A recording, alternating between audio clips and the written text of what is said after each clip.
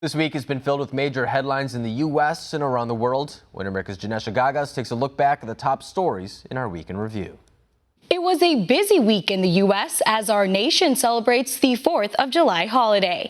The president signs a multi-billion-dollar border aid bill to ramp up migrant care at the southern border. The DOJ reverses course on a 2020 census citizenship question. The U.S. also officially becomes the world's largest oil producer ahead of both Russia and Saudi Arabia, and a total solar eclipse darkens skies across South America. Here's more on those stories and other top headlines in case you missed it. The week kicks off at the White House, where President Trump touts his big trip overseas, which included the G20 summit and a historic meeting at the DMZ. Later, the president signs a multi-billion-dollar border aid bill. Also on Monday, trade talks between the U.S. and China are back on the table. Plus, President Trump has no words left for Iran after Tehran exceeded the uranium stockpile limit. No message to Iran.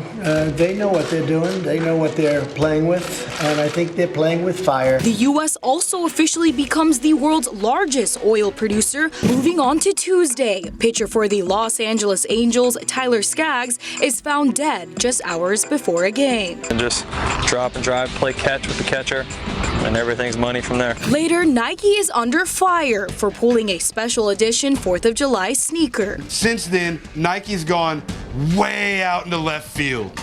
Progressive agendas kowtowing to the likes of social justice warriors because they deem something to be inappropriate. They deem something to be racist. Unacceptable. Plus, President Trump's re-election campaign and the RNC raised $105 million in the second quarter of 2019, giving Democrat candidates a run for their money. Also on Tuesday, the White House continues to tamp down rumors and speculation after Vice President Mike Pence abruptly cancels his trip to New Hampshire. Plus, a total solar eclipse darkens skies across South America. Midweek, Russia formally withdraws from a nuclear arms agreement with the U.S. Plus, we begin this hour with Navy SEAL Eddie Gallagher, who is sentenced to time served, reduced rank, and partial pay after being cleared of murder charges. Plus,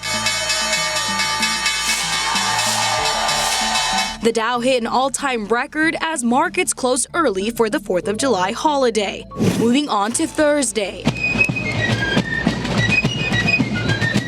a patriotic parade to kick off Independence Day. Later, a familiar face took home the trophy for eating the most hot dogs. With 71 Nathan's Famous hot dogs and buns, 12 victories, Joey Chestnut!